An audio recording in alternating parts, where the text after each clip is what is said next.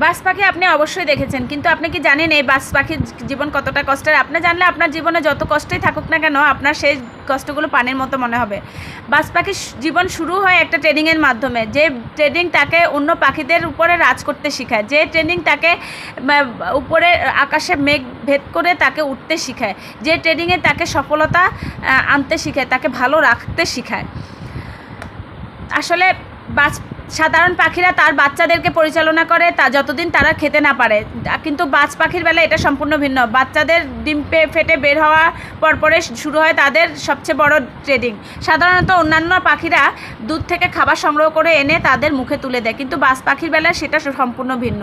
তারা কি করে খাবারগুলো এনে দূরে রেখে প্রথম একবার তার মুখে দেয়, তার পরবর্তীতে তারা কি করে খাবারটা অনেক দূরে রেখে দেয়। দূরে রেখে দেওয়ার পরে সেই বাজ পাখির বাচ্চাগুলো তারা নিজে থেকে ওই খাবারগুলো খেতে হয়, কিন্তু তাদের তো শরীরে এতটা শক্তি নেই, কারণ ডিম ফেটে মাত্র তারা দুনিয়াতে আসছে, তো ওভাবে করে তারা পারে না। কিন্তু ক্ষুধার জ্বালা যে এত বেশি জ্বালা, তারা মারা দূরে বসে থাকে এবং অপেক্ষা করে তারা কখন নিজে থেকে এসে খাবারটা সংগ্রহ করে খাবে।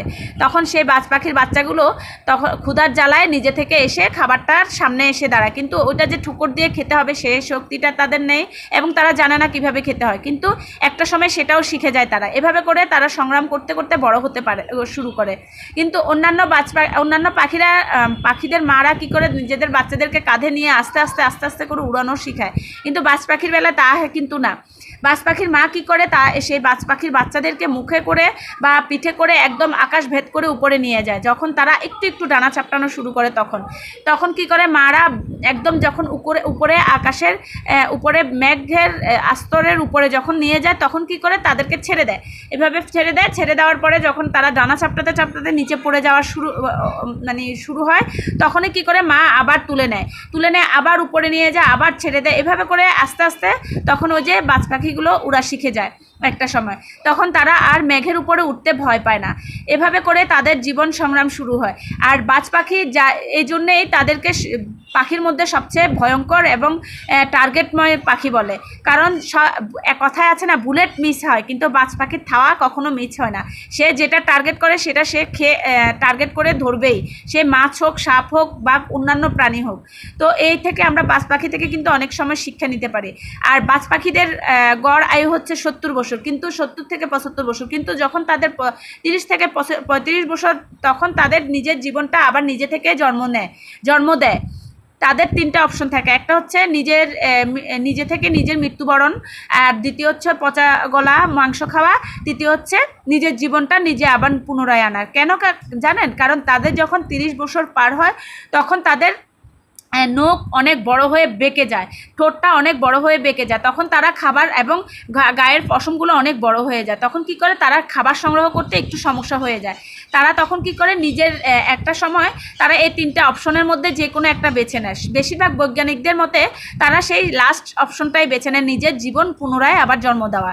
সেটা কিভাবে? একটা পাহাড়ের মধ্যে চলে যায়, তারা উঁচু একটা পাহাড়ের মধ্যে যেয়ে তাদের নিজের পশমগুলো, নিজের পাখনাগুলো নিজের ঠোঁট দিয়ে ঠুকরানো শুরু করে, একটা করে পুরো পশম তারা নাকি খুলে পড়ার পরে তারপরে একটা পাথরের মাধ্যমে তাদের নখগুলো ভেঙে ফেলে, ঠোঁটটা ভেঙে ফেলে, তখন পুরো শরীর রক্তাক্ত হয়ে যায়। কিন্তু এদের এই কষ্টটা আবার নতুন করে জীবন দেয়।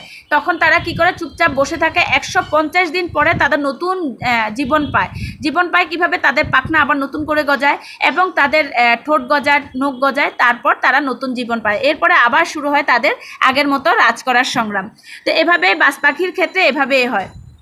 তো এভাবে 150 দিন কষ্ট করার তারা একটা নতুন জীবন পায়। তবে এই 150 দিন তাদের খেয়ে না খেয়ে পড়ে থাকতে হয়েছে, তাদের কিন্তু সহজ ছিল না। তারপর বাকি 30-40 বছর তারা ইচ্ছা মতো বাঁচতে পারে। কষ্ট করলে যে আসলে মিষ্টি পাওয়া যায় এটা বাজ পাখি চোখে আঙ্গুল দিয়ে বুঝিয়ে দেয়। এই জন্য আপনি নিজের জীবনে যদি কোনো কষ্ট আসে কখনো পিছিয়ে পড়বে না, বরঞ্চ পরিস্থিতি আপনাকে প্রশিক্ষণ দিচ্ছে যাতে আপনি ভালোভাবে চলতে পারেন। বাজ পাখি কখনো দলবদ্ধভাবে চলাফেরা করে না, বাজ পাখি সবসময় একা চলাফেরা করে, তাই কখনো দলের আশায় বসে থাকবেন না। দল ছাড়ুন, নিজেই একা কিছু করেন। আপনি যদি চান আপনিও পারবেন যদি ধৈর্য ধরেন। বাজ পাখির মতো আপনি ধৈর্য ধরে কাজ চালিয়ে যান। বাজ পাখির মতো একদিন যারা আপনাকে দেখে আপনাকে নিয়ে হাসতেছে তারাই একদিন আপনার সাথে সেলফি তোলার জন্য আপনার সামনে আসবে, আপনার কাছে ঘেঁষবে। এই জন্য আপনি কষ্ট করে যান, একদিন সফলতা পাবেন ইনশাল্লাহ।